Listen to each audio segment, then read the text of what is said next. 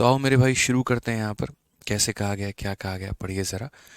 तो बोला गया 153 में कि एक राइट सर्कुलर सिलेंडर है जिसकी हाइट हमारी 28 है और रेडियस हमारा 14 है। दो हेमिस्फेयर जिसकी रेडियस 7 है वो काटा गया है मेरे भाई each of the two bases of cylinder, मतलब एक एक बेस से काटा गया है और दूसरा दूसरे वाले बेस से काटा गया है। ठीक है। बोला गया total surface area remaining part का कितना होगा।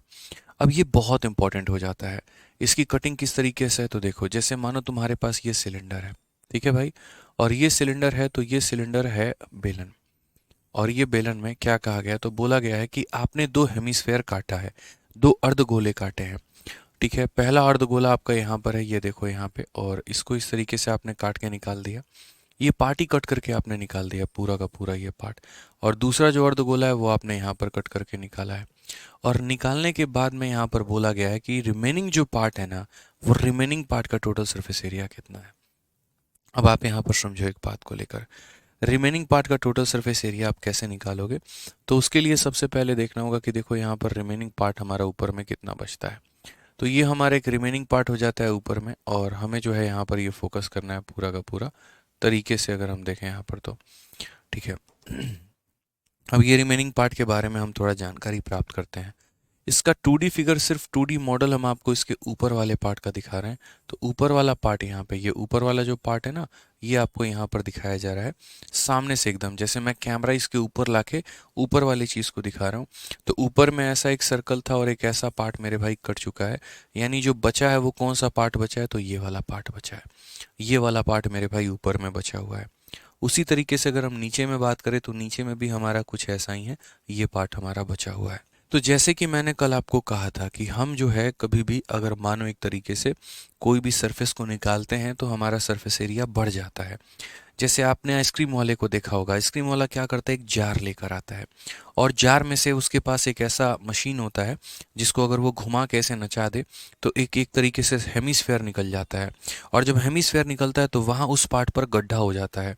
तो गड्ढा हो जाता है तो मेरे भाई क्या होता है, अब समझो। यहाँ पे हम इसके ऊपर वाले पार्ट की बात कर रहे हैं, ये ऊपर वाले पार्ट की बात कर रहे हैं। तो ऊपर वाले पार्ट में यहाँ पर क्या होगा, तो बोलोगे सर ये ऊपर वाला जो पार्ट है, सिर्फ ये ऊपर वाला जो पार्ट है, असल में ये पूरा का पूरा पार्ट कितना होता है ऊपर वाला, तो बोलोगे सर ये जो होता है pi into capital R square होता है। कितना होता है सर, तो pi into capital R square होता है। उसमें से ये देखो पूरा का पूरा ये बड़ा वाला सर्कल, बड़े वाले की रेडियस कैपिटल आर है, छोटे वाले की रेडियस स्मॉल आर है। बड़े वाले की रेडियस कैपिटल आर है, छोटे वाले की रेडियस स्मॉल आर है। उसमें से हमने क्या किया है, तो एक छोटा सा सर्कल हमने निकाल दिया है, तो हमने पाई आर स्क्वायर कर दिया है। लेकिन दोस्त यहाँ पर, लेकिन दोस्त यहाँ पर इस बात को समझना कि तुमने ये सरफेस निकाला है, लेकिन तुम्हें यहाँ पर ये वाला सरफेस जो है, ये वाला सरफेस भी मिलता है, वो गड्ढा मिल जाता है। ऊपर की सतह सतह जाती है, लेकिन नीचे तुम्हें गड्ढा मिलता है जो कि 2 पाई r² के बराबर होता है। कहने का मतलब यहाँ पर क्या है, कहने का मतलब दोस्त यहाँ पर ये है कि जैसे मानो ये कप है, अब ये कप के अंदर से अगर मैं काट के ऐसे निकालूंगा, ऊपर वाला सरफेस गायब होगा, लेकिन मुझे अंदर एक सरफेस मिलेगा। और अंदर वाला सरफेस हमारा किसके बराबर में होगा, तो बोलोगे सर वो 2 पाई r² के बराबर में होगा। किसके बराबर में होगा, तो बोलोगे 2 पाई r² के। तो इसमें से इतने का नुकसान हुआ है, लेकिन ये वाला एरिया का जो फायदा है वो हमें हुआ है, यानी 2 पाई r² का फायदा हुआ है। ऐसा सिर्फ यहाँ पर किसके साथ, ऊपर वाले के साथ ना, बल्कि मेरे भाई दोनों तरफ हुआ है, यहाँ पर इधर भी हुआ है यहाँ पे। ठीक है, जो काम ऊपर जो जो एरिया ऊपर वाले का है वही एरिया नीचे वाले का है। तो हमें इसका कितना करना पड़ेगा, दोगुना करना पड़ेगा, और प्लस यहाँ पर क्या हो जाएगा, प्लस ये curve surface area of cylinder यानी 2 पाई r/h हो जाएगा। तो ये हमारा जो हो जाएगा वो क्या हो जाएगा, total surface area of remaining solid. ये जो रिमेनिंग सॉलिड है उसका टोटल सरफेस एरिया होगा। बोलोगे सर थोड़ा कम समझ में आया, अब हम आपको समझाते हैं। मान लीजिए यहाँ पर कि ये हमारा एक सिलेंडर है, पूरा का पूरा पैक है, पेटी पैक है, ऊपर से भी, नीचे से भी, साइड से भी। ठीक है, मैंने क्या किया, ऊपर से एक हेमिस्फेयर काट दिया, नीचे से हेमिस्फेयर काट दिया। तो रिमेनिंग सरफेस का टोटल सरफेस एरिया कितना होगा, इसका टोटल सरफेस एरिया कितना होगा, 2 पाई r/h। ये जो मैंने अपने हाथ से पकड़ा है ये 2 पाई r/h है, तो ये 2 पाई r/h एज इट इज़ रहेगा। ऊपर वाले का मामला बिगड़ चुका है। ऊपर वाले का मामला कैसे बिगड़ा है, ऊपर वाला पाई इंटू कैपिटल R² हुआ करता था, इतना हुआ करता था। उसमें से मैंने छोटा सर्कल निकाल दिया, वो माइनस हो गया।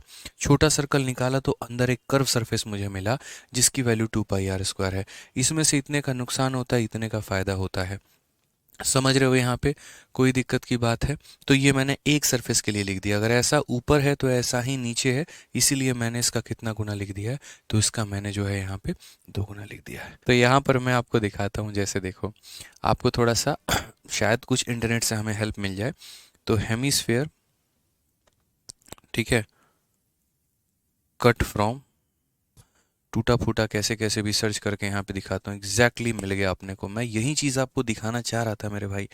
आप यहाँ पर समझो, यही वाला पॉइंट, एकदम यही फोटो अपने को चाहिए था। Same as it is ditto photo, कि जब हम हेमिस्फेयर को काट के निकालते हैं, गोले को काट के निकालते हैं, तो मेरे भाई नुकसान हमारा ये ऊपर वाले पार्ट का होता है, लेकिन ये जो कर्व वाला पार्ट है ना दोस्त, ये कर्व वाला पार्ट भी तो तुम सोचो ना ज़रा, कि ये तुम्हें कर्व वाला पार्ट मिलता है। ये भी तो सोचो, ये कौन सोचेगा कि ये कर्व वाला पार्ट मिलेगा कि नहीं मिलेगा? कौन सोचेगा? आप ही लोग सोचोगे ना। तो बस वही वाला ये बात है कि आपको ये एक्स्ट्रा कर्व वाला पार्ट मिलता है। यहाँ पर आप समझिए इस बात को लेकर, ऊपर वाली सतह का नुकसान होता है लेकिन नीचे में आपको एक सतह मिल रहा होता है। ऊपर वाली सतह का नुकसान होता है लेकिन नीचे में ये जो पार्ट है, जो ग्रे कलर का है, ये पार्ट आपको मिलता है। और ये मैं इसी के लिए कह रहा हूँ 2 पाई r²। एग्जैक्ट कटिंग आपकी यहाँ पर ये हो जाती है, जिसको आपको समझना पड़ता है। ठीक है, तो हालांकि यहाँ पर जो है ये पूरा का पूरा उतना रेडियस है जितना यहाँ पर इसका है, बट हम लोग उस रेडियस को कंसीडर नहीं करेंगे। जनरल जो कटिंग होती है, थोड़ा आप शेड्स के माध्यम से आप ऐसे भी समझ सकते हैं कि सर ये जो शेड वाला एरिया है ना, जो गड्ढा बन रहा है, जो बार बार आप गड्ढे की बात कर रहे हो, वो यही मैं बात कर रहा हूँ मेरे भाई यहाँ पे, इस वाले सरफेस को लेके।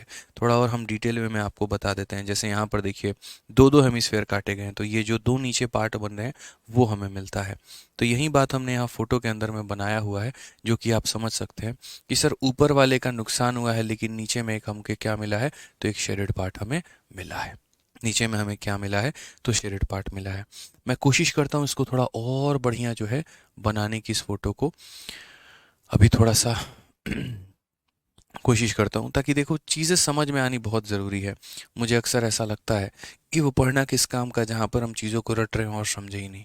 मेंसुरेशन के हर एक सवाल को दिल से मैंने बताया है, दिल से मैंने समझाया है। कहीं पर मेरे भाई जो है, कहीं पर कोई बेईमानी, कोई जो है यहाँ पे जल्दीबाजी हमने नहीं की है। हर एक चीज़ों को बहुत बेहतरीन तरीके से आप लोगों के लिए लेकर गए हैं। तो यहाँ पर जो है अगर हम बात करते हैं, तो देखो ये सारी बातों को अगर हम मिटा दें, सारी बातों को अगर हम मिटा के यहाँ पर जो है बना रहे हैं अगर फिगर, तो मान लीजिए कि ये हमारा पूरा का पूरा हम क्या बना रहे हैं, सिलेंडर। देखो, ठीक है। अब यहाँ पर जो है हमने क्या किया, ऐसे कटिंग की है भाई। देखो यहाँ पे, यहाँ पर हमने क्या किया, पूरी की पूरी कटिंग की है थोड़ा सा, ठीक है।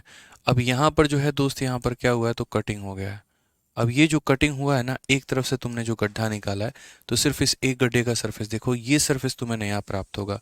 उसी तरीके से अगर हम बात करें यहाँ पर, तो आपने जैसे जो काटा है मेरे भाई यहाँ पर, वो यही भाग है कि आपको यहाँ पर ये जो नया सरफेस है वो आपको ये प्राप्त हो जाता है। तो नुकसान आपका क्या है, तो जैसे ये सरफेस है, इसमें से ये चला गया, ये मिला। ये सरफेस था, इसमें से ये चला गया, ये मिला। तो जो ये कलर है वो हमारा पूरा पूरा, ये पूरा πr² था, उसमें से सफ़ेद वाला निकल गया और फिर वापस हमें आके इतना मिल गया। तो एक टॉप के लिए इतना, फिर बॉटम के लिए भी इतना ही, इसीलिए इसका डबल कर दिया है। और प्लस हमारा क्या हो जाएगा, तो कर्व सरफेस एरिया। क्लियर है ये बात यहाँ पे? अब आइए चलिए इसको सॉल्व करते हैं और यहाँ पर जो है थोड़ा पूरा इसको देखते हैं कि कैसे मामला है और क्या क्या मामला है। तो बोला गया सिलेंडर की हाइट 28 है और सिलेंडर का रेडियस 14 है। तो यहाँ बोलेंगे सर देखिए सिलेंडर का रेडियस हमारा कितना है, तो 14 है, यानी डबल है, 7 का डबल है। तो जब हमारा एक तरीके से यहाँ पे, ठीक है, अब मैं यहाँ पर क्या समझाना चाहता हूँ वो देखो मेरे भाई, हम यहाँ पर क्या कर सकते हैं, तो हम यहाँ पर जो है कॉमन पाई पाई पाई है, तो यहाँ पर कॉमन हम पाई ले सकते हैं। यहाँ पर हो जाएगा मेरे भाई r² माइनस πr² में, यहाँ पर अगर आप इसे जोड़ देते हो, आप यहाँ पर समझिए इस बात को लेकर, देखिए ऐसे लिख लीजिए, पाई इंटू कैपिटल r², और 2 पाई में से 1 पाई चला गया तो पाई इंटू स्मॉल r², और यहाँ पर कितना हो जाएगा, 2 पाई RH हो जाएगा। अगर हम कॉमन लेने की बात करते हैं, यहाँ से अगर आप पाई कॉमन ले लोगे तो 2 पाई इंटू r² प्लस यहाँ पर हो जाएगा r², और इंटू यहाँ पर हो जाएगा 2 पाई RH हो जाएगा यहाँ पे। अगर हम दोनों जगह से कॉमन ले लेते हैं तो 2 पाई हमारा कॉमन हो जाएगा। 2 पाई अगर हमारा कॉमन हो जाएगा तो यहाँ से r² प्लस यहाँ से r², और प्लस यहाँ से कितना हो जाएगा, तो आर एच हो जाएगा। सारी वैल्यू को आप रखिए, सॉल्व करिए, आपका उत्तर आ जाएगा। तो 2 पाई का मतलब 2 × 22/7 हो जाएगा। ठीक है, आर स्क्वायर का मतलब बड़े वाले का स्क्वायर यानी कितना हो जाएगा, तो बोलोगे बड़ा वाला 14 है, 14 का स्क्वायर 196 हो जाएगा। छोटा वाला यहाँ पर 7 है, उसका स्क्वायर हमारा 49 हो जाएगा। और रेडियस इंटू हाइट बड़े वाले का, तो बड़े वाले का रेडियस इंटू हाइट यानी 196 का देखो 14 × 28 यानी 14 × 14 × 2, तो 196 का डबल यानी मेरे भाई जो है 400, 392 हो जाएगा। कितना हो जाएगा, 392। अगर हम यहाँ देखेंगे तो बोलेंगे सर ये 44/7 है और इंटू कितना हो जाएगा, तो बोलोगे सर देखो ये जैसे 200 में 4 की कमी है और ये 400 में 8 की कमी है, तो 12 की कमी हो जाएगा कुल मिला के कितने में, 600 में। 600 में 12 की कमी का मतलब 588, और 588 में अगर हम यहाँ पर जोड़ देते हैं मेरे भाई किसको, 49, 9 8 17 8 4 12 13 637, कितना हो जाएगा, लगभग 637 यहाँ पे कितना हो जाएगा, तो बोलोगे सर 637।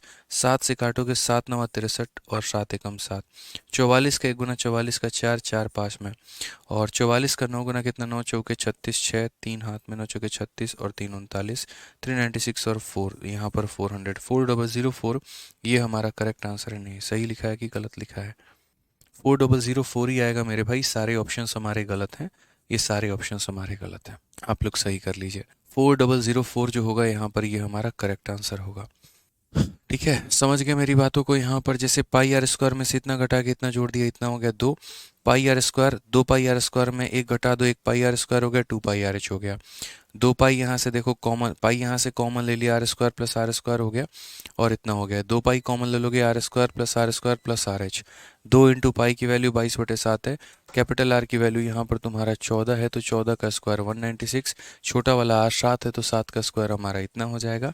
और उसके बाद में आर इंटू एच, तो आर इंटू एच यानी 14 × 28, तो 14 को जब तुम 28 के साथ में गुना करोगे, तुम मेरे भाई गुना कर लो, 28 का 4 गुना 112, 112 का 2 11 पास में, 28 में 18 11 कितना 392, तो ये मैंने 392 यहाँ लिख रखा है।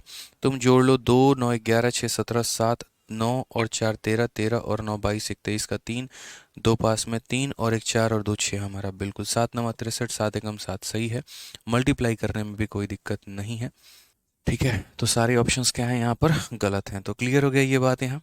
किसी को कहीं पर कोई डाउट है तो भाई बता दो किसी भी सवाल में। नेक्स्ट क्वेश्चन चलते हैं, अगला सवाल देखते हैं। अगला सवाल हमसे बोला गया, from a solid cylinder wooden block of height 18 centimeter and radius 7.5, a conical cavity of same radius and same height is taken out, what is the total surface area of remaining solid। यहाँ पे ठीक है, समझ में आ गया बात यहाँ पे। अब इसको किस तरीके से हम सॉल्व करेंगे वो देखिए, मेंस का क्वेश्चन है। तो जैसे मान लीजिए कि हमारे पास एक ऐसा सिलेंडर है, एक ऐसा बेलन है, और इसके अंदर से हम क्या निकाल रहे हैं, तो इसके अंदर से यहाँ पर एक मान लो कि ऐसा हमने एक कोन निकाल दिया है। क्या निकाल दिया है, तो एक ऐसा हमने कोन निकाल दिया है, एक कोनिकल कैविटी ड्रिल करके निकाल दी है कि एक सॉलिड सिलेंडर है जिसकी हाइट इतनी है, रेडियस दे रखी है, कोनिकल कैविटी हमने यहाँ पर करके निकाल दिया है। तो टोटल सरफेस एरिया जो होगा मेरे भाई यहाँ पर रिमेनिंग का कितना होगा। सबसे पहली बात, ये वुडन सिलेंडर है, और ये वुडन सिलेंडर है तो आपने कुछ इस प्रकार में छेद किया है, इस तरीके से कि यहाँ पर जो कोन का रेडियस है वो उतना ही है जितना सिलेंडर का है, और कोन की हाइट भी उतनी है जितनी सिलेंडर की है। अब यदि अगर हम बात करते हैं, मान लीजिए यहाँ पर यदि अगर हम बात करते हैं, चलिए, तो यदि अगर हम यहाँ पर बात करेंगे तो हम यहाँ पर क्या बोलेंगे, तो हम बोलेंगे सर जैसे आपने ड्रिल करके पूरा का पूरा ये निकाला है ना, तो देखिए यहाँ पर सरफेस का क्या खेल होगा। सबसे पहले यहाँ पर जो टोटल सरफेस एरिया की बात की जाएगी, तो टोटल सरफेस एरिया में हमें यहाँ क्या मिलेगा, तो ये साइड वाला सरफेस जिसे हम कर्व सरफेस एरिया बोलते हैं, यहाँ पर क्या हो जाएगा, तो ये साइड वाला सरफेस, तो साइड वाला सरफेस हो जाएगा मेरे भाई 2 पाई यहाँ पर आर इंटू एच हो जाएगा। 2 पाई कितना हो जाएगा, एच हो जाएगा। नीचे वाले सरफेस के साथ में कहीं पर कोई बदतमीजी, कोई बदमाशी कुछ भी नहीं किया गया है, तो नीचे वाला सरफेस जो रहेगा वो पाई आर स्क्वायर वो एज इट इज़ रहेगा, वो हमारा कितना रहेगा, तो pi are square as it is रहेगा। ऊपर वाले पार्ट के साथ में क्या हुआ है ज़रा समझो, तो ऊपर वाले पार्ट में बोलोगे सर ये ऊपर वाला जो ये पार्ट होता है, ये पार्ट होता कितना है, तो बोलोगे सर ये पार्ट देखो, ये ऊपर वाले के लिए मैं लिख रहा हूँ, ऊपर वाला पार्ट जो रहता है वो हमारा पाई आर स्क्वायर होता है, लेकिन जब मैंने छेद करके ये निकाला तो ये ढक्कन पूरा बाहर आ गया, तो ये ढक्कन पूरा बाहर आ गया तो ये माइनस हो गया, यानी इतना होता है इसमें से माइनस हो गया। और हमें नया सरफेस क्या मिला, तो नया सरफेस हमें यहाँ पर ये वाला सरफेस मिला है, हमें यहाँ पर ये वाला सरफेस मिला है, मतलब पाई आर एल मिला है। पाई आर कितना मिला है, एल मिला है। तो ये हमारा पूरा का पूरा मामला यहाँ पर ख़त्म हो जाएगा। अब देखो पाई यहाँ भी है, पाई यहाँ भी है, पाई यहाँ भी है, तो अगर हम पाई कॉमन ले लेते हैं तो यहाँ कितना हो जाएगा, 2 हो गया, आर हो गया, एच हो गया। और हम सिर्फ पाई कॉमन क्यों लेंगे, हम पाई आर कॉमन ले सकते हैं।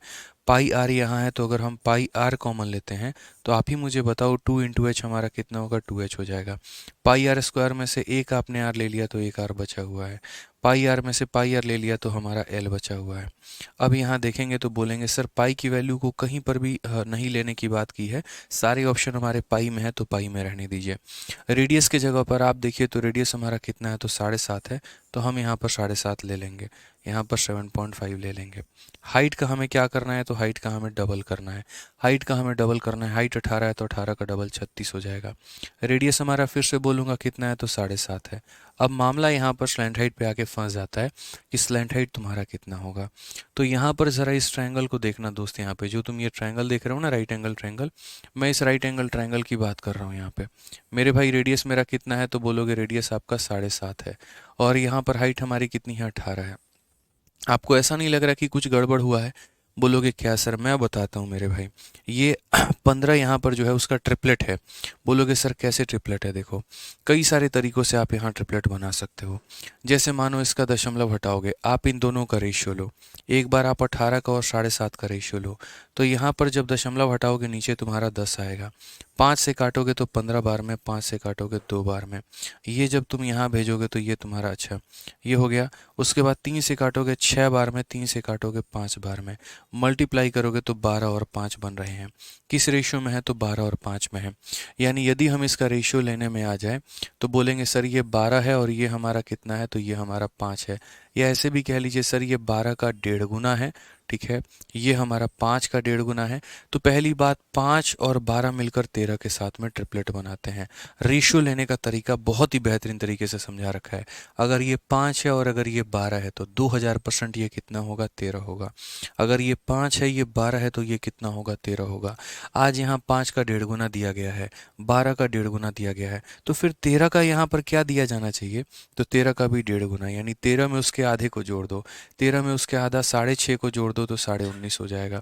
जैसे 5 में उसका आधा 2.5 को जोड़ दिया 7.5, 12 में उसके आधा 6 को जोड़ दिया 18, 13 में उसके आधा 6.5 को जोड़ोगे 19.5 हो गया। इट मीन्स यहाँ पर जो स्लैंट हाइट है वो हमारी कितनी होनी चाहिए, तो 19.5 होनी चाहिए, ठीक है। अब यहाँ पर हम बोलेंगे 7.5 पाई ये हमारा मौजूद है। 19 और 7 26, 26 और 1 27, 27 और 6 33, 33 और 3 63, 63 हो जाएगा।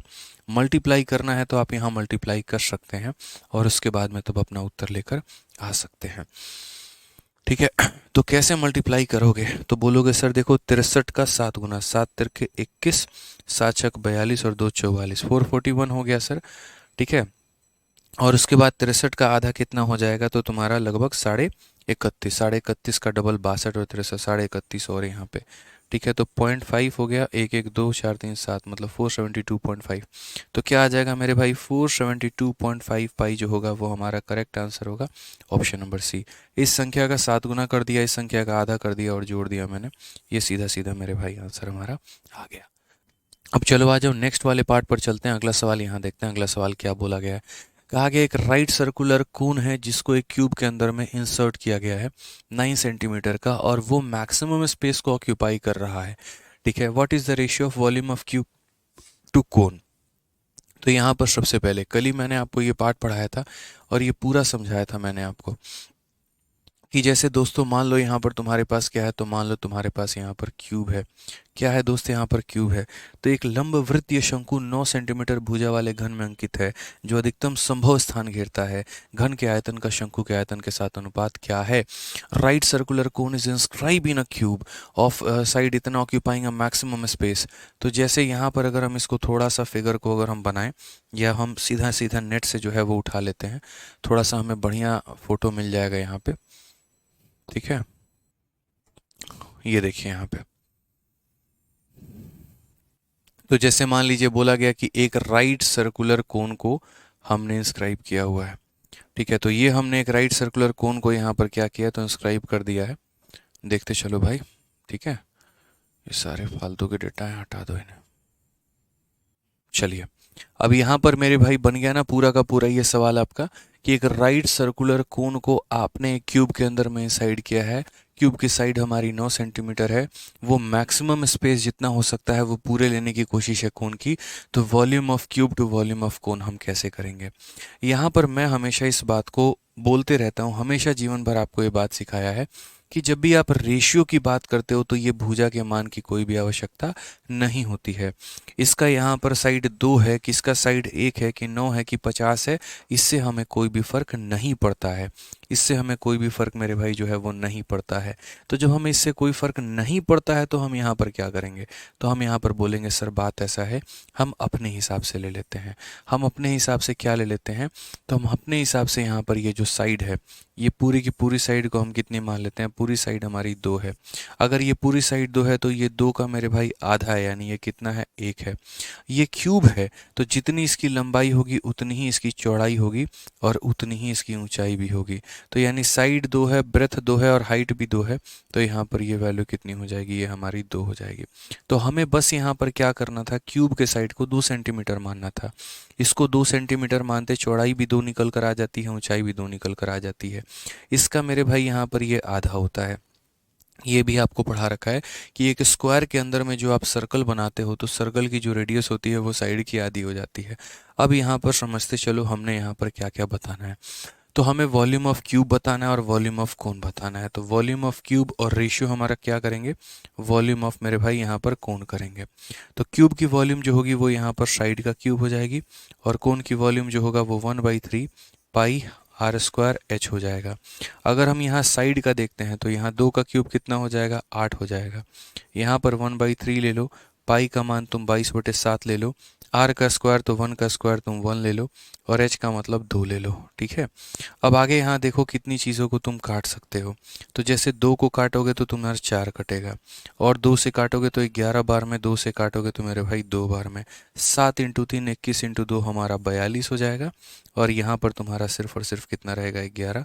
तो 42:11, option number B for Baahubali correct answer है। आज ये चलिए नेक्स्ट क्वेश्चन की बात करते हैं, अगले सवाल पे चलते हैं। अगला सवाल यहाँ देखते हैं क्या बोला गया है, पढ़िए। नेक्स्ट क्वेश्चन मेरे भाई बोला गया है, और 22.5 मीटर हाई टेंट, ठीक है, is in the shape of a frustum of a cone surmounted by a hemisphere. If the diameter of the upper and lower circular end of a frustum are 21 and 39, find the area of the closed used to make the tent. यहाँ पर बड़ा प्यारा सवाल है कि एक 22.5 metre ऊंचा तंबू एक अर्धगोले के ऊपर एक शंकु के चिन्ह का आधार है। तो जैसे मान लीजिए यहाँ पर कि ये हमारा क्या हो गया, तो ये हमारा फ्रस्टम हो गया। ये हमारा क्या हो गया, तो बोलेंगे सर ये हमारा फ्रस्टम हो गया। ये हमारा क्या हो गया, तो फ्रस्टम। तो बोला गया 22.5 metre high tent is in the shape of a frustum of a cone surmounted by a hemisphere. किससे सरमाउंट हुआ है, तो हेमिस्फीयर से। Diameter of the upper and lower end of the circular frustum are 21 and 39। ऊपर वाले का जो diameter है, तो डायमीटर हमारा कितना है, तो डायमीटर 21 है। तो रेडियस हमारा कितना होगा, तो 21 का आधा। तो रेडियस हमारा कितना हो जाएगा, 21 का आधा का मतलब 10.5 हो जाएगा। दूसरे का डायमीटर हमारा कितना है, तो 39 है। 39 का मतलब यहाँ पर क्या हो जाएगा, इसका आधा। तो बोलेंगे सर 19.5 हो जाएगा। कितना हो जाएगा, तो 19.5 हो जाएगा। कितना हो जाएगा यहाँ पर, तो 19.5 हो जाएगा यहाँ पे। ठीक है, समझ में आ गया बात, यहाँ पे कितना हो जाएगा, 19.5 हो जाएगा। अब ये ऊपर वाले का भी रेडियस लिख दिया, नीचे वाले का भी रेडियस लिख दिया। बोला गया कपड़ा तुम्हें कितना चाहिए पूरा का पूरा टेंट बनाने के लिए। अब एक प्रैक्टिकली बताओ, मैं यार थोड़ा सा यूएफओ टाइप में जो है वो टेंट बनाना चाहता हूँ। कैसा टेंट, एकदम यूएफओ जैसे यूएफओ वाला नहीं रहता है, वो वाला टेंट हो गया हमारा। तो हमने कहा ठीक है भाई बनाएंगे, सारा टेंट वेंट सब बनाएंगे, टेंशन की कोई दिक्कत की बात नहीं है। टेंट बनाना कितना है, तो 22.5 का। 22.5 में अगर ये हमारा 10.5 है तो ये वाली वैल्यू भी कितनी होगी, 10.5 होगी। अब ये 22.5 में से तुम 10.5 निकाल दो तो कितना बच गया, 12। यानी यहाँ पर ये वाला जो फ्रस्टम का हाइट होगा वो कितना होगा, 12 होगा। अब क्वेश्चन में देखो यहाँ पर फ्रस्टम की हाइट पता है, ये पता है, ये पता है। अब हमें फाइनली क्या बताना है, area of cloth use to make the tent. तो एरिया के लिए हमें यहाँ पर क्या करना पड़ेगा, एरिया के लिए हमें ये कर्व सरफेस एरिया निकालना होगा और ऊपर वाले का कर्व सरफेस एरिया निकालना होगा। ये दोनों का हम कर्व सरफेस एरिया से निकाल देंगे तो मेरे भाई हमारा आंसर आ जाएगा। तो यहाँ पर दोनों का कर्व सरफेस एरिया, तो यहाँ पर क्या बोलोगे, तो बोलोगे सर देखिए एरिया के लिए यहाँ पर क्या करना होगा, C S A of frustum, किसका कर्व सरफेस एरिया लेना होगा, तो कर्व सरफेस एरिया लेना होगा फ्रस्टम का। ठीक है, किसका लेना होगा, तो फ्रस्टम का लेना होगा, और प्लस यहाँ पर कर्व सरफेस एरिया लेना होगा किसका, तो हेमिस्फेयर का। किसका लेना होगा, तो मेरे भाई हेमिस्फेयर का। एक फ्रस्टम का कर्व सरफेस एरिया क्या होता है बताइए जल्दी से आप लोग। चलिए मैं नहीं बताऊंगा, आप लोगों को यहाँ पर जो है कमेंट बॉक्स में बताना है कि एक फ्रस्टम का कर्व सरफेस एरिया क्या होता है। वॉल्यूम हमारा 1/3 pi are square plus R R into H होता है। आप मुझे बता दीजिए कि कर्व सरफेस एरिया कितना होता है, क्योंकि कर्व सरफेस एरिया को निकालने के लिए भी इसकी स्लैंट हाइट की भी आवश्यकता पड़ेगी। देखो कितना आसान है मेरे भाई, यहाँ पर समझो। कर्व सरफेस एरिया जो होता है वो हमारा क्या होता है, तो बोलोगे सर कर्व सरफेस एरिया हमारा होता है pi into R plus R into L, ये होता है। चलो कर्व सरफेस एरिया हो सकता है याद ना हो, स्लैंट हाइट तो याद होगा। स्लैंट हाइट बता दो कि स्लैंट हाइट हमारा क्या होगा, मैंने रूट भी लगा दिया है। अब बता दो मेरे भाई हम क्या लिखेंगे। चलो बढ़िया है, याद करते रहो। स्लैंट हाइट का मेरे भाई होता है, देखो यहाँ पर हाइट का स्क्वायर और प्लस तुम्हारा यहाँ पर कितना हो जाएगा, तो बोलोगे सर आर माइनस आर का होल स्क्वायर यहाँ पे। ये ध्यान रखेंगे, स्लैंट हाइट हम इस वाले हाइट को कहते हैं, तो स्लैंट हाइट के लिए हाइट का स्क्वायर करना पड़ता है, और ये आर माइनस आर का मेरे भाई क्या होता है, होल स्क्वायर हो जाता है। ये आप अच्छे से ध्यान रखिएगा, नहीं तो मामला बिगड़ सकता है आपका। ठीक है, तो कर्व सरफेस एरिया इतना होता है, स्लैंट हाइट हमारा इतना होता है। तो अगर हम बात करेंगे यहाँ पर तो बोलेंगे sir pi R plus R, यहाँ देखो R plus R into L, तो मैं पूरा लिख ही देता हूँ यहाँ पे कि pi R plus R into L हो जाता है, और यहाँ हेमिस्फेयर का क्या हो जाता है, तो 2 पाई आर स्क्वायर हो जाएगा मेरे भाई, छोटा वाला आर स्क्वायर हो जाएगा। तो अगर हम यहाँ देखेंगे तो बोलेंगे sir pi R plus R 19.5 10.5, तो यहाँ ये 0.5 ला दो, 20 और 10 हमारा 30 हो जाएगा, यहाँ पे कितना हो जाएगा, 30 हो जाएगा। अब बात आती है स्लैंट हाइट को लेकर कि हम स्लैंट हाइट कैसे निकालेंगे।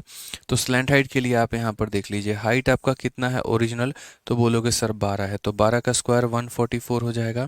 आर माइनस आर 19.5 से देखो 0.5 से 0.5 खत्म, 19 से 10 खत्म 9, तो बोलोगे सर यहाँ 12 है और 9 है, तो 9 का स्क्वायर कितना 81 यहाँ पे। ठीक है, 18 4 22 225 कितना बनेगा, तो मेरे भाई स्लैंट हाइट 15 बनेगा। फिर से रिपीट कर देता हूँ, 12 का स्क्वायर इतना, 19.5 में से 10.5 गया तो 9 का स्क्वायर 81, और यहाँ पर ये तुम्हारा 12 है और 9 है, तो मेरे भाई 15 आएगा। 9 12 15 का ट्रिपलेट बनता है, बाकी जोड़ के देख लेना। तो स्लैंट हाइट की जगह पे कितना रखेंगे, तो 15 रखेंगे। उसके बाद यहाँ पर हो जाएगा 2 इंटू पाई इंटू छोटे वाले आर का होल स्क्वायर।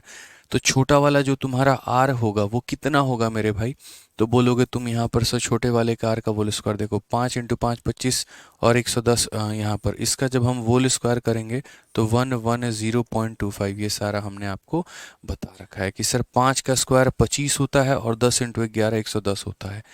ठीक है, अब यहाँ पर अगर आप देखोगे 15 इंटू 3 450 पाई है, कितना है, तो 450 पाई है। और अगर हम यहाँ देखेंगे 110 का डबल तो 220.5 है, 220.5 पाई है। ओवरऑल मिला के 400 हमारा कितना हो जाएगा, तो 4 2 670.5 पाई हमारा हो जाएगा। अब ये 670.5 पाई का मतलब कितना हो गया तुम्हारा वैल्यू, अब भाई से तोड़ो बैठ के तुम, तो कोई दिक्कत नहीं, अब तोड़ो बैठ के। तो 670.5 को हम 22/7 के साथ गुना कर रहे हैं। अब आप यहाँ पर गुना करेंगे तो दशमलव हटा लीजिए, नीचे आपका 0 आ जाएगा। 2 से काटेंगे 5 बार में, 2 से काटेंगे 11 बार में, 5 से काटेंगे भाई तो 5 का एक बार में 5 17 हो गया, 5 का 3 बार में 15, 5 हो के 20 और इतना हो गया। यहाँ पर 1 हो गया, 5 हो गया, 7 हो गया, 4 हो गया, 1 हो गया, डिवाइडेड बाई यहाँ पर 7, क्योंकि 11 से गुना करने का ट्रिक है।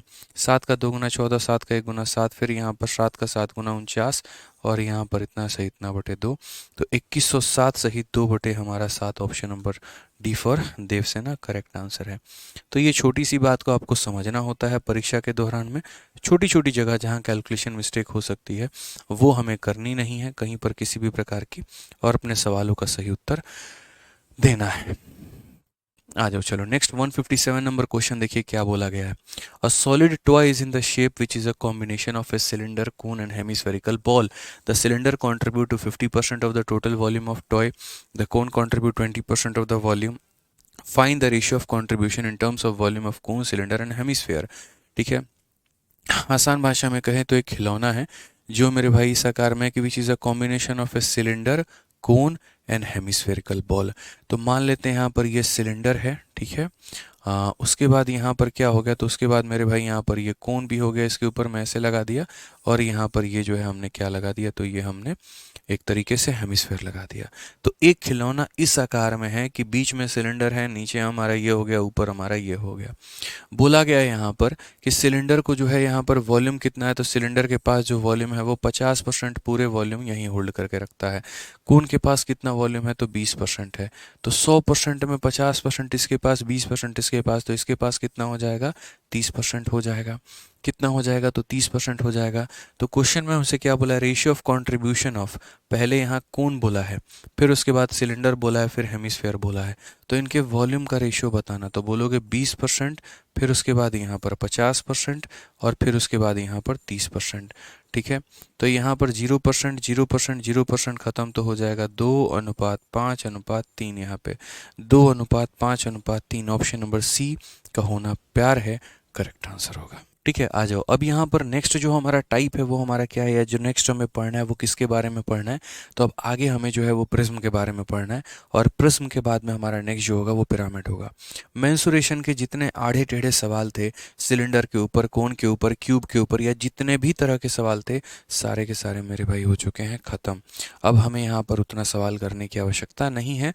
अब हम थोड़ा सा शिफ्ट होते हैं और यहाँ पर मेंसुरेशन के उस भाग पर शिफ्ट होते हैं जहाँ से आपके पेपर में बढ़िया बढ़िया क्वेश्चन जो है वो बनता है। ठीक है, और समझने की आवश्यकता है।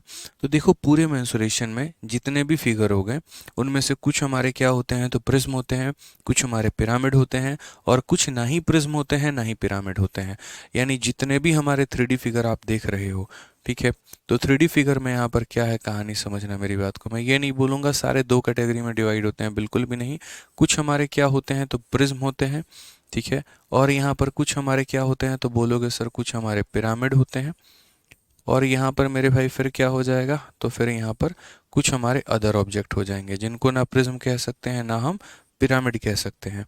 अब जैसे प्रिज्म क्या होता है, तो प्रिज्म हम उसे बोलते हैं जिसका मेरे भाई टॉप और बॉटम समान हो, जिसका टॉप फिगर और बॉटम फिगर क्या हो मेरे भाई, तो समान हो। तो अगर जैसे मानो यहाँ सिलेंडर है तो हम सिलेंडर को प्रिज्म कह सकते हैं कि सर यहाँ पर इसका टॉप भी कैसा है, सर्कुलर, और बॉटम भी कैसा है, सर्कुलर।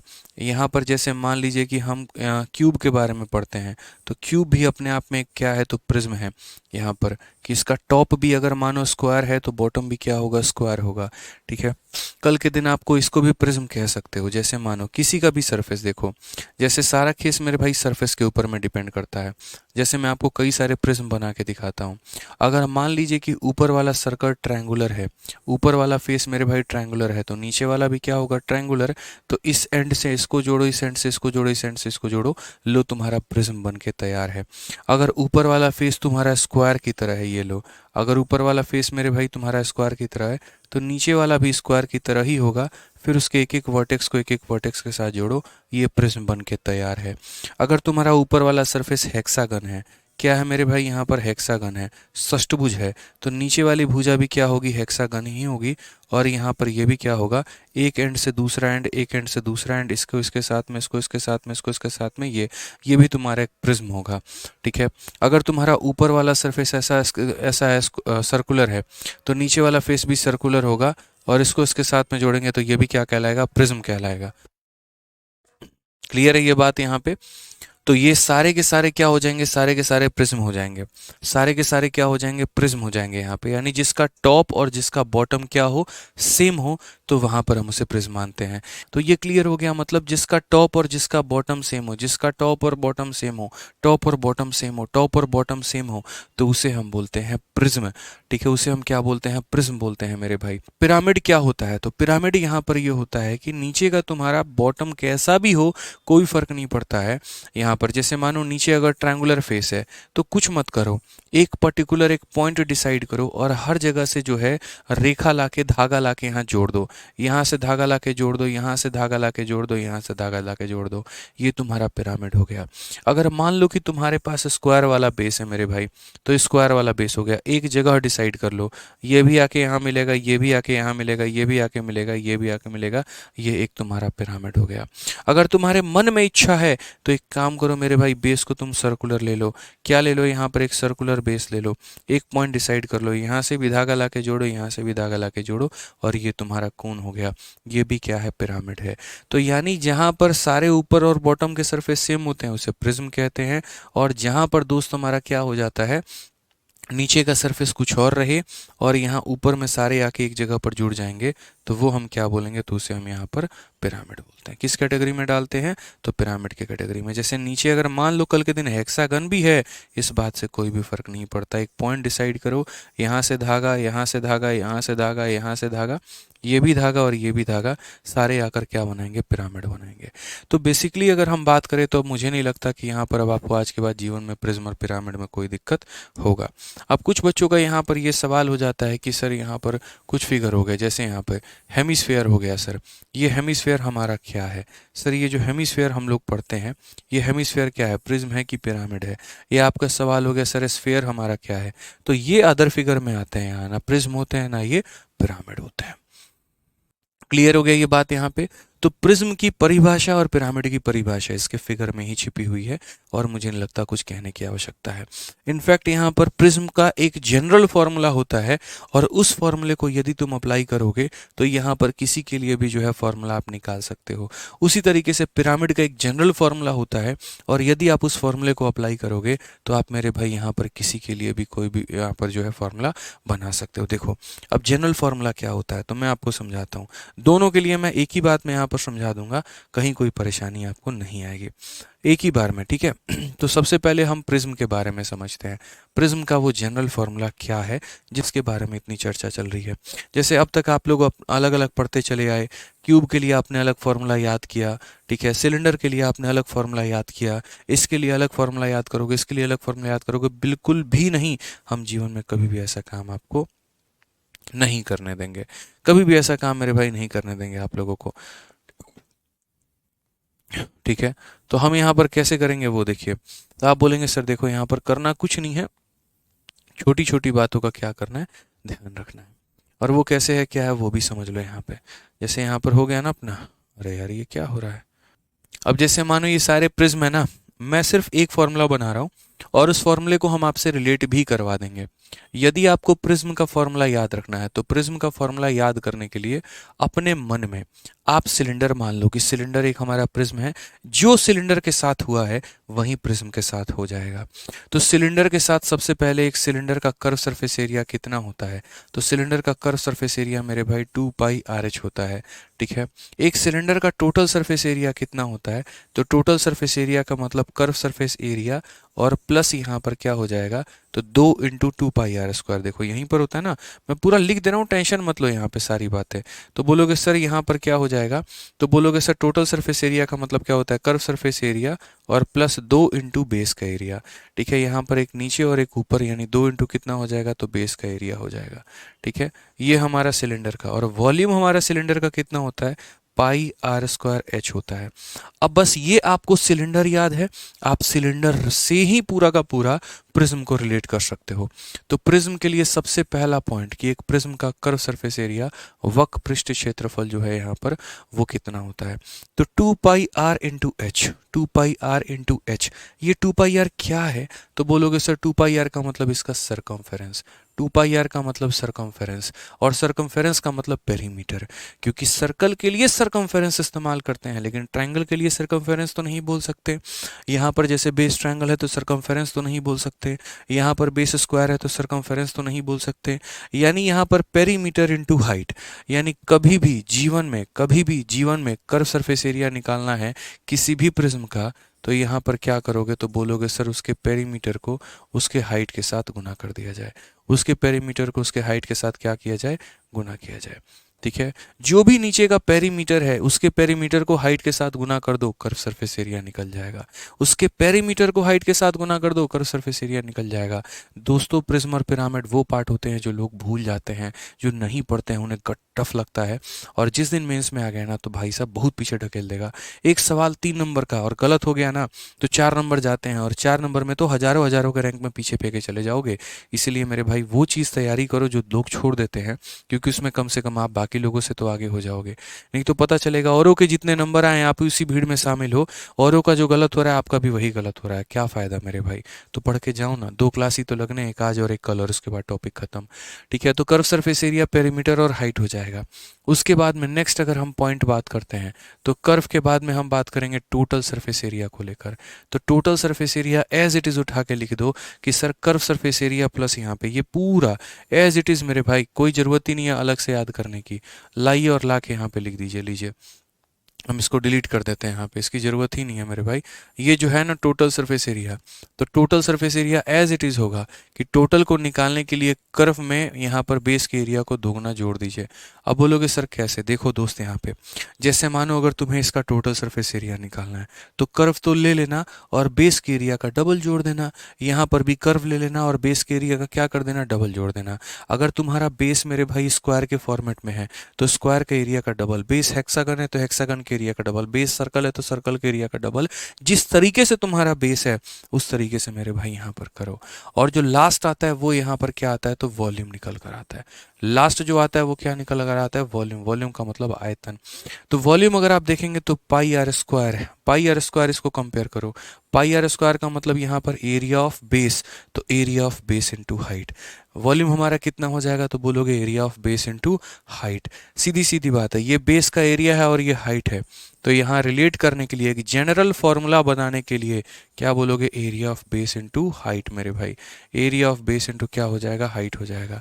ठीक है, तो यहाँ जैसे इसका बेस का एरिया इंटू हाइट कर दो वॉल्यूम, इसका बेस का एरिया इंटू हाइट कर दो वॉल्यूम, इसके बेस का एरिया इंटू हाइट कर दो वॉल्यूम।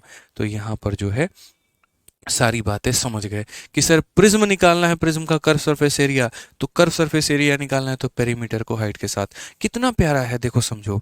अगर कर्व सरफेस एरिया निकालना है पेरीमीटर को हाइट के साथ गुना करो, वॉल्यूम निकालना है यहाँ पर तो एरिया को जो है तुम हाइट के साथ गुना करो। समझ रहे हो बात को लेकर, एरिया निकालना है तो पेरीमीटर को हाइट के साथ, वॉल्यूम निकालना है तो एरिया को हाइट के साथ, बस बात खत्म। और टोटल निकालना है तो इसे तो कर ही देना, प्लस यहाँ पर दोगुना बेस का एरिया, बस। अब इसको सवाल जो है इसके ऊपर में बनाओ। पहले प्रिज्म देखो हम करवा दिए, बाद में जब पिरामिड पढ़ाएंगे तो पिरामिड को क्लियर कराएंगे। अभी पिरामिड क्लियर नहीं कराएंगे कि पिरामिड जो है किस तरीके से होता है, क्या होता है। ये सारी बातें वहीं दी गई है, अलग अलग फिगर के लिए अलग अलग यहाँ पर संपूर्ण बातें बताई गई हैं, बट हम लोग इन चीज़ों पर फोकस नहीं करेंगे, हमें इनसे कोई मतलब नहीं है। हम लोग जब सीधा सवाल लगाएंगे ना तो ये सारी बातों को जानेंगे, ये सारा पॉइंट हम लोग समझेंगे, हम लोग एक एक पॉइंट समझेंगे, लेकिन किसके माध्यम से, क्वेश्चंस के माध्यम से। किसके माध्यम से, क्वेश्चंस के माध्यम से। आइए सबसे पहला क्वेश्चन हम लोग देखते हैं, क्या कहा गया है। The base of a right prism is a triangle with side 16, 30 and 34, it's height is 32, the lateral surface area and the volume of कितना होगा। तो बोला गया बेस जो है वो एक ट्रायंगल है, बेस जो है मेरे भाई वो ट्रायंगल है। हालांकि ट्रायंगल आप देख सकते हैं राइट एंगल ट्रायंगल, 8 15 17 का डबल, 8 का डबल 16, 15 का डबल 30 और यहाँ पर 17 का डबल 34। ठीक है, तो एक राइट एंगल ट्रायंगल है, मतलब यहाँ पर क्या हो गया, तो देखो इस तरह का ट्रायंगल है लेकिन इसके बीच में कितने का एंगल है, तो राइट एंगल। तो प्रिज्म का मतलब जैसा ऊपर, अगर ऊपर ट्रायंगल है तो नीचे भी क्या बनेगा, तो नीचे भी ट्रायंगल ही बनेगा। फिर उसके बाद एक वर्टेक्स को दूसरे के साथ, इसको इसके साथ में और इसको इसके साथ में।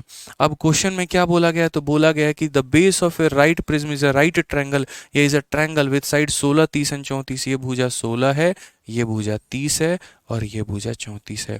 उसके बाद में क्वेश्चन में कहा इसकी हाइट जो है वो 32 है, हाइट जो है वो 32 है। लैटरल सरफेस एरिया बताइए, वॉल्यूम बताइए, मज़ा अभी आने वाला है। तो आपने लैटरल का मतलब क्या पढ़ा, कर्व सरफेस एरिया पढ़ा। कर्व सरफेस एरिया को निकालने के लिए क्या करना होता है, तो पेरीमीटर को हाइट के साथ में गुना करना होता है। तो यहाँ पर पेरीमीटर इंटू क्या करेंगे, तो पेरीमीटर इंटू हाइट करेंगे। क्या करेंगे, तो पेरीमीटर को हाइट के साथ में, पेरीमीटर कितना है 16 और 34 तुम्हारा कितना 50 हो गया, 50 और 30 80 हो गया। तो 80 और इंटू तुम्हारा हाइट कितना हो जाएगा 32। तो यहाँ बोलोगे 8 दूनी 16, 24 और एक 2560 कितना हो जाएगा, तो 2560 कितना हो जाएगा, तो 2560 मेरे भाई। क्लियर है। अब उसके बाद बात करते हैं यहाँ पर वॉल्यूम को लेकर। तो मेरे भाई वॉल्यूम क्या होता है, तो वॉल्यूम को निकालने के लिए हमें गुणा करना होगा किसको, एरिया को, किसके साथ में, हाइट के साथ में। वॉल्यूम निकालने के लिए एरिया को हाइट के साथ में। अब ये एरिया निकालना है। सोचो अगर ये राइट एंगल ट्रायंगल नहीं होता, एरिया निकालने में नानी याद आ जाती, हेरोंस का फॉर्मूला लगाना पड़ता, सेमी पेरीमीटर निकाल के हेरोंस फॉर्मूला लगा के एरिया निकालते हैं। बट हमने शुरू में सवाल के वैल्यू को देखते ट्रिपलेट बना दिया और सोचा यार ये तो ट्रिपलेट निकला। क्यों ऐसा हमने किया, क्योंकि हमें पता है एरिया निकालना पड़ेगा। और जो लोग इतनी बुद्धि नहीं लगाएंगे वो हेरोंस फॉर्मूला लगाएंगे, और जिन्होंने मात्र इतना सोच लिया अरे ये तो राइट एंगल ट्रायंगल है, तो उनके लिए एरिया निकालना बाएं हाथ का खेल है।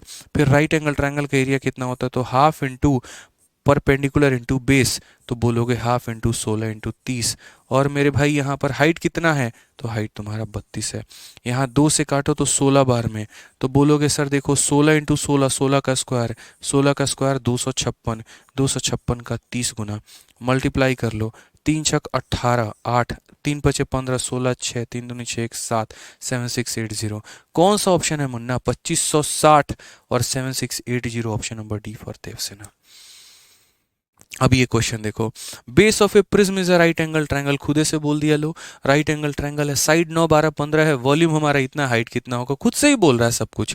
क्यों हम इतनी मेहनत करें। और मेंस का क्वेश्चन है वो भी 2022 में, कि भैया तुम्हारे पास एक प्रिज्म है और उस प्रिज्म का जो बेस है, देखो जैसा बेस वैसा टॉप, जाहिर सी बात है, कहते हैं जैसा देश वैसा भेज, तो वैसी वाली बात है। बेस अगर राइट एंगल ट्रायंगल है तो टॉप भी राइट एंगल ट्रायंगल होगा। तो बेस हमारा ये 9 हो गया, ये 12 हो गया और हाइपोटेनस 15, तो यहाँ भी 9 12 15, इसको इसके साथ में, इसको इसके साथ में, इसको इसके साथ में। हालांकि फोटो की आवश्यकता नहीं है बट समझाने के लिए फोटो बना दिया गया है। अब यहाँ सारी फिगर दे दी गई है, वॉल्यूम दे दिया गया है, हाइट बोला है। भाई वॉल्यूम के लिए अभी ना सिखाए हैं, वॉल्यूम के लिए क्या बोलोगे, तो बोलोगे सर याद रखिएगा प्रिज्म निकाल रहे हो ना, तो एरिया इंटू हाइट कर देना। क्या कर देना, एरिया इंटू हाइट कर देना। अब भाई एरिया कैसे निकालोगे, तो एरिया हमारा राइट एंगल ट्रायंगल का एरिया क्या होता है, हाफ इंटू बेस यानी 9 और into height, half into perpendicular into base जो भी है, और हाइट हमें नहीं पता है तो हम एच लिख देंगे। वॉल्यूम हमारा 648 दिया गया तो 648 लिख दो।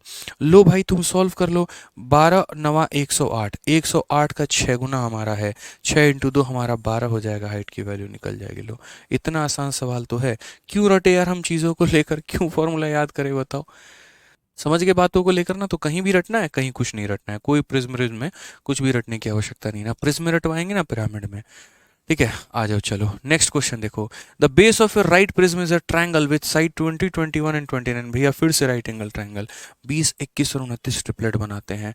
उसका वॉल्यूम दिया गया है, तो लेटरल सरफेस एरिया निकालना है। हो जाएगा कि नहीं हो जाएगा, अभी होगा ना, करके देखते हैं भाई, टेंशन किस बात की है।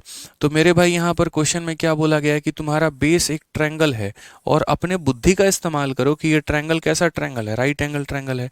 तो बेस अगर ट्रायंगल है तो टॉप भी ट्रायंगल होगा। तो बस यहाँ पर कनेक्ट करते हैं, जैसे मानो यहाँ 20 हो गया, यहाँ पर ये 21 हो गया और यहाँ पर हमारा 29 हो गया। ठीक है, उसके बाद में यहाँ पर इसका आयतन हमारा इतना दे रखा है, तो पार्श्व पृष्ठ क्षेत्रफल हमारा कितना होगा। मैंने कहा हम वो पता करते हैं, कोई दिक्कत की बात नहीं है, वो भी हम पता करके बताएंगे आपको। आइए चलिए, तो यहाँ पर मेरे भाई आगे पढ़ते हैं और यहाँ पर आगे देखते हैं। तो हमने यहाँ पर क्या कहा, हमने कहा सर वॉल्यूम बराबर कितना हो जाता है, तो वॉल्यूम बराबर जो है वो एरिया इंटू हाइट हो जाता है। कितना हो जाता है, तो एरिया इंटू हाइट हो जाता है। अगर हम बात करते हैं वॉल्यूम के बारे में, तो वॉल्यूम 7560 होता है। एरिया की बात करेंगे तो ये राइट एंगल ट्रायंगल है ना भाई, तो एरिया तुम्हारा कितना होगा, हाफ इंटू बेस तुम्हारा 20 इंटू हमारा हाइट 21 हो जाएगा, और हाइट की बात हम मैच कर देंगे। अब जब हम इसे काटेंगे, तो हम काटेंगे तो जीरो से हमारा जीरो खत्म, 21 और 2 42 हो गया, 42 से काटोगे यहाँ पर, या सीधा सीधा ऐसे काट लो ना, 2 से तुम्हारा 2 खत्म, 21 से काटो तो 21 का तुम्हारा लगभग 3 बार में 63 हो गया भाई, और 63 और 126 तो तुम्हारा 6 बार में, यानी हाइट कितनी आ जाएगा, 36 आ जाएगा। अब हाइट तुम्हारे पास 36 आ गया। क्वेश्चन में लेटरल सरफेस एरिया बोला है, क्या लेटरल सरफेस एरिया हमने नहीं बताया कैसे निकालते हैं, बताना।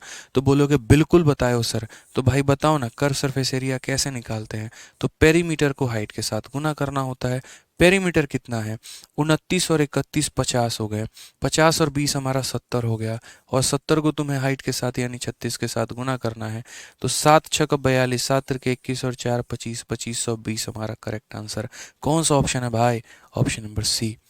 समझ गए? कौन सा ऑप्शन है? ऑप्शन नंबर सी जो है मेरे भाई यहाँ पर करेक्ट आंसर की। चलो इंस्पेक्टर बने। चलो आ जाओ नेक्स्ट यहाँ देखते हैं क्वेश्चन नंबर 161 क्या कहा गया, पढ़ लो मेरे भाई। आओ क्वेश्चन नंबर 161 पढ़ते हैं, क्या बोला गया पढ़िए। कहा गया यहाँ पर the base of a right prism is equilateral triangle whose side is 10। अगर हाइट हमारा 10√3 है तो टोटल सरफेस एरिया कितना होगा। मतलब इस बार जो बेस है वो इक्विलेटरल ट्रायंगल है, तो अगर बेस इक्विलेटरल ट्रायंगल है भाई तो यहाँ टॉप भी तुम्हारा इक्विलेटरल ट्रायंगल ही होगा। टॉप भी कितना होगा? इक्विलेटरल ट्रायंगल होगा। टॉप भी हमारा कितना होगा? तो इक्विलेटरल ट्रायंगल होगा। समझो, तो यहाँ बेस जो है वो इक्विलेटरल ट्रायंगल है जिसकी भुजा हमारी 10 है, हाइट हमारी कितनी है? 10√3 है। क्वेश्चन में हमसे टोटल सरफेस एरिया बोला है। हमने 1000 बार समझाया कि भैया देखिए टोटल सरफेस एरिया निकालने के लिए आपको कर्व सरफेस एरिया निकालना पड़ेगा और प्लस यहाँ पर 2 इंटू बेस का एरिया करना पड़ेगा। 2 इंटू क्या करना पड़ेगा? तो बेस का एरिया। उन्होंने कहा ठीक है, अच्छी बात है। कर्व सरफेस एरिया के लिए क्या करना होगा? Perimeter into height. तो यहाँ पर पेरीमीटर हमारा कितना है? 10 20 30। तो यहाँ पर पेरीमीटर और इंटू हाइट, हाइट हमारा कितना हो जाएगा? 10√3 हो जाएगा। और यहाँ पर 2 इंटू बेस का एरिया। एक इक्विलेटरल ट्रायंगल का एरिया कितना होता है भाई? तो बोलोगे सर √3/4 इंटू साइड का स्क्वायर। क्या हो जाएगा? साइड का स्क्वायर। साइड का स्क्वायर का मतलब 10 का स्क्वायर 100 हो जाएगा। अब यहाँ पर समझिए, आप यहाँ पर बोलेंगे सर ये 300√3 है। कितना है? 300√3 है। यहाँ पे 4 से अगर हम काटेंगे तो 25 बार में, और ये हमारा 50√3, यानी कुल मिला के मेरे भाई कितना हो जाएगा? 350√3। कुल मिला के 350√3। कौन सा ऑप्शन है? Option number B for Baahubali. 162 number देखिए क्या कहा गया है। बोला गया यहाँ पर the base of a right prism is a trapezium whose parallel side are 11 and 15 and the distance between them is 9 if the volume of the prism is इतना then the height of the prism is। एक और सवाल। अब यहाँ पर जो base है देखो, इस सारे मेंस में मैंने कहा ना, मेंस में ही क्वेश्चन आता है। प्रिज्म से, पिरामिड से, हाइट एंड डिस्टेंस से, ये सारे सवाल जो हैं सब मेंस में ही आ रहे होते हैं। और वहीं पर लोगों के बीच में एक डिफरेंस क्रिएट होता है। कम जानने वाले वहीं पर छट जाते हैं और जिनको अधिक जानकारी होती है मेंस में अच्छे नंबर प्राप्त करते हैं और सिलेक्शन लेके जाते हैं। प्री तो हर किसी का निकलता है, लेकिन मेंस में क्यों किसी का ज़्यादा स्कोर, क्यों किसी का कम आता है? यही छोटी छोटी जानकारियों की वजह से। अब किसी ने पेंसुरेशन पूरा पढ़ा लेकिन प्रिज्म पिरामिड नहीं पढ़ा और वही क्वेश्चन आ गया, खत्म वहीं पे, टाटा बाय बाय फिनिश। तो वो काम नहीं करना है। तो हमारा जो है प्रिज्म है उसका यहाँ बेस कैसा है? तो उसका बेस ट्रेपीजियम की तरह है। ये ट्रेपीजियम होता है, समलंब चतुर्भुज। अगर बेस हमारा ऐसा है तो हमारा जो हाइट होगा वो भी हमारा, बेस कह रहे हैं, टॉप भी जो होगा वो भी हमारा कुछ इसी प्रकार से होगा। तो यहाँ पर जो है वो क्या बोलेंगे? तो यहाँ पर जो है मेरे भाई पूरा का पूरा इस तरीके से होगा। अब बेस में पैरेलल साइड हमारा 11 है और 15 है। अगर हम बात करते हैं ये 11 है और ये हमारा कितना है? 15 है। ठीक है। डिस्टेंस जो है उनके बीच में कितने का है? तो डिस्टेंस हमारा 9 का है। तो वॉल्यूम हमारा दिया गया है 1731.6। तो हाइट हमारा कितना होगा? वॉल्यूम हमारा 1731.6, तो हाइट हमारा कितना होगा? मैंने कहा भैया देखो, वॉल्यूम बराबर क्या होता है? होता है एरिया इंटू कितना हो जाता है? एरिया इंटू हमारा हाइट हो जाता है। कितना हो जाता है यहाँ पर? तो एरिया इंटू हमारा हाइट हो जाता है।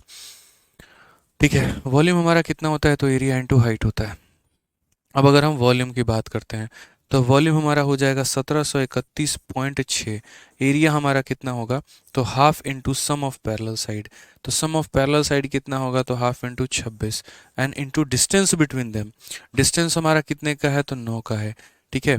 तो क्या बोलेंगे सर यहाँ? अच्छा, डिस्टेंस हमारा 9 का, ये वाला आपको नहीं लेना है। ठीक है। डिस्टेंस ये, एक सेकंड थोड़ा गड़बड़ है। ये 9 हम इसे नहीं मानेंगे, 9 मेरे भाई हम इसे मानेंगे। हाँ, ये डिस्टेंस बिटवीन देम, ये हमारा 9 है और ये हमारा h है। तो half into sum of parallel side into distance between them into हम हाइट यहाँ ये लिखेंगे। समझ में आ रहा है बात? यहाँ पे कोई दिक्कत की बात है तो बता दो। बोलोगे नहीं सर कोई परेशानी नहीं है, दशमलव को नीचे लेके चले जाओ। आ जाओ मेरे भाई, थोड़ी सी कटिंग यहाँ कर लेते हैं। तो जैसे मानिए हम 2 से काटेंगे थोड़ा सा, कितनी बार में? 13 बार में।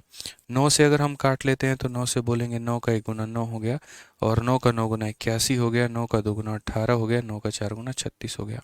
13 से यदि हम यहाँ पर काटने पे और आ जाएं तो 13 से हम काटते हैं, 13 का 1 गुना 13 और 62 हो गया, 13 का 4 गुना 52, 13 8 104, 148/10। इट मीन्स यहाँ पर कितना आएगा? तो 14 पॉइंट यहाँ पर 8 आ जाएगा। ये हमारा हाइट के बराबर होगा और ये हमारा करेक्ट आंसर होगा। ऑप्शन नंबर सी का होना प्यार है।